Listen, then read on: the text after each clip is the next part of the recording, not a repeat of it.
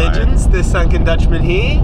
And we got Blue Nick here. Yeah, we got Blue Nick. His videos are a lot better than mine, so you should go check out his channel. I'm not going to put a link anywhere because I don't know how, and I'm really lazy, but you guys can Google it.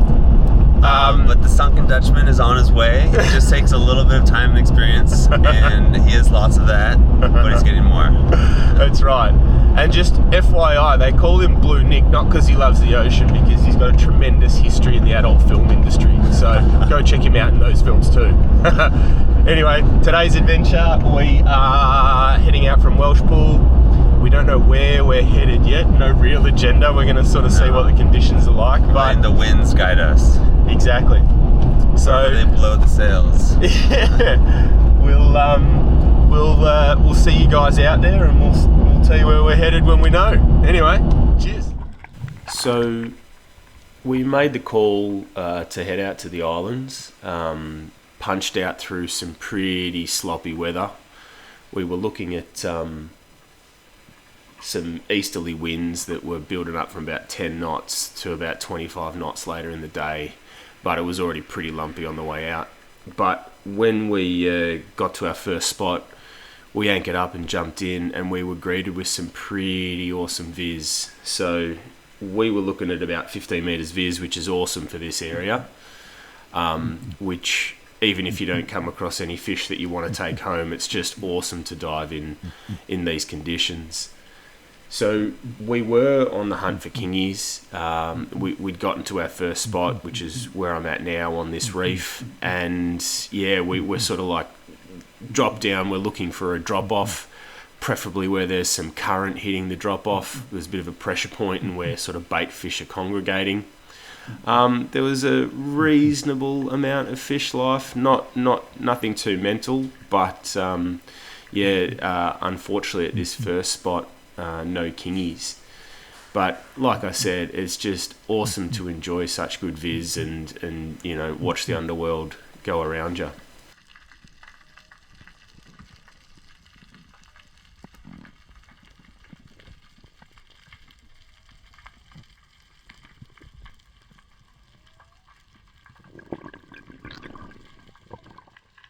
So we did a few dives on the first spot where we jumped in. We sort of kept moving up current along the reef, you know, sort of 20 metres at a time, 30 metres at a time, and just dropping down. We're sort of at about 15 metres here, and the reef drops away to about 15 to 25 metres where it sort of meets the sand. And yeah, each time we're just trying to hold the bottom and do a bit of grunting and try and get some kingfish to come in. It is always fun when seals come and have a play, but at the end of the day, if they're down there, you find that the fish tend to scatter pretty quickly, and sort of don't come back until the seals get bored of you and then go home.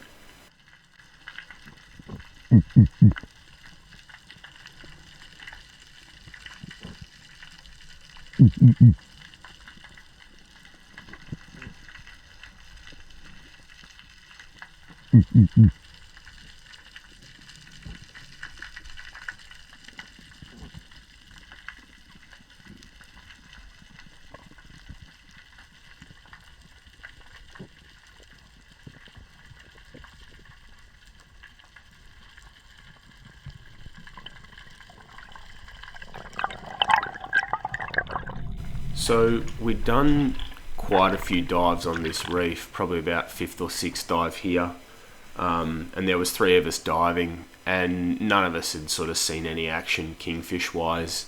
So you know, we sort of made the call that this would sort of be our last dives and we'll move spot. We really were hoping for kingfish. It's getting to the time of year here in Victoria where it starts to warm up, and you sort of get the kingies roll into the reefs that they usually do. It was probably still a little bit cold for them. We were in 15-16 degree water. Usually we'd start to see them when the water temp's sort of up around, you know, 17, 18, 19 degrees. But that said, I mean, you can shoot them in the dead of winter here. If you're lucky enough, you just got to be in the water.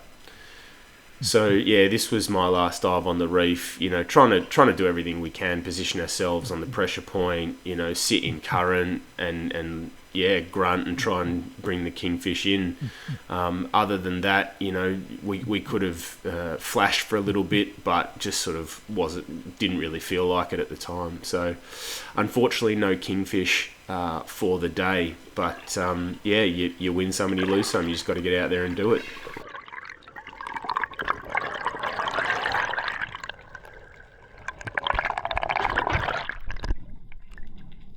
On this dive, I thought, bugger it, I'll just duck dive down after Nick and follow him along and see if anything comes in on his dive. And as you can see here, he's drifting down towards the reef bottom and bottoming out, and he sees a snook in the distance. Sort of hard to pick up on camera, but lining it up here and puts a great shot into it and pretty much spines the fish and rolls it.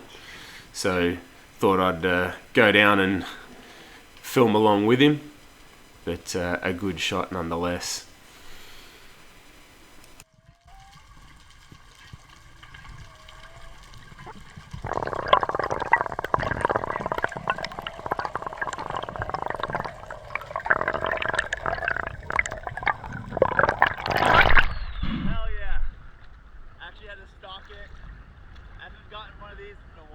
That's a good size one too, bud. Thank you. Nice, good on the smoker, good on the chew, good on ya. I did want to take a couple of reefies home for some food, so I just swam over this little patch of reef and I'd seen a good sized leather jacket. This guy went about 47 centimetres, got some nice fillets off him, so I thought, yeah, I'd roll him and just take him home.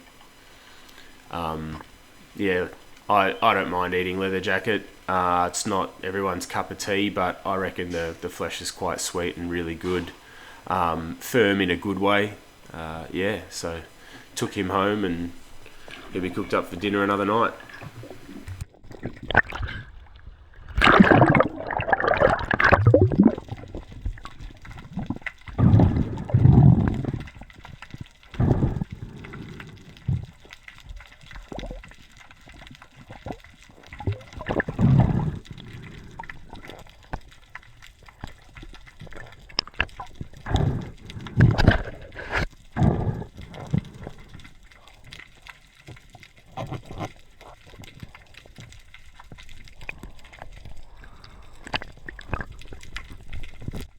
So after this, it was pretty quiet on the fish front. Not a lot of action going around. We were pretty forced to sort of dive certain lee sides of some islands just because the wind was starting to really pick up, getting around 25 knots. We did make a call to come back along the coast and duck into a bay for a bit of protection. And as you can see, it's just picturesque and beautiful, but wasn't much going on in the bay either. Fish-wise, so after that sort of spot we decided to make the call and head home, and it was lumpy. The camera doesn't do it justice. A half an hour ride normally. I think it took us an hour and 15 or an hour and a half just to get back. It was pretty slow going and a pretty wet and bumpy ride, but nonetheless a good trip. Another day out, a day in the water is better than a day on the couch, so yeah, we enjoyed ourselves. Alright, we'll do a bit of a fillet up of the humble blue throat wrasse and the leather jacket. We'll start with the little blue throat. Already been gutted, bled, scaled in the water, obviously. Minimise the mess at home. I'm coming to see. You want to see, buddy? Well, hold on. Can you give me a ladder so I can stand up and see with my yellow glasses? Not the one to wear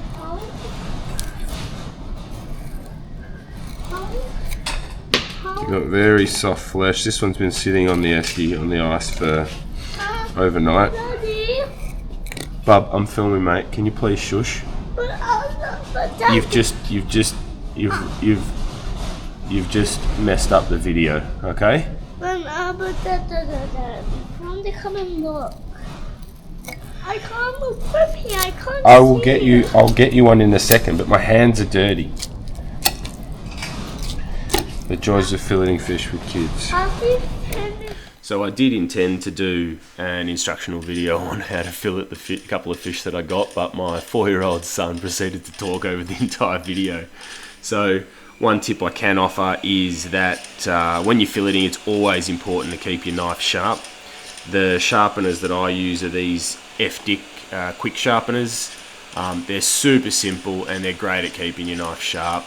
I would put a link in the description, but I don't know how, so just Google F-Dick knife sharpeners and you'll find them if you want them. Really good for stainless steel knives. You can buy honing sharpeners and quick sharpeners and all that.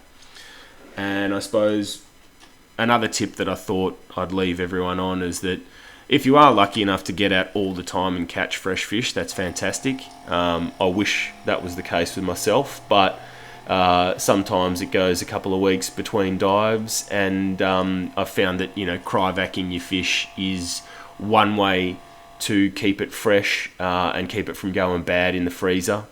As you know, the cryovacuum just removes all the oxygen from the fish, and it allows you to store the fish longer term, doesn't get freezer burn or anything like that. So if you want to get into it, spearfishing that is, and you want to catch a bit of fish and store some of it, I can't highly recommend enough a good cryovac machine. It does the job. Anyway, I'll catch you guys on the next one. Have fun.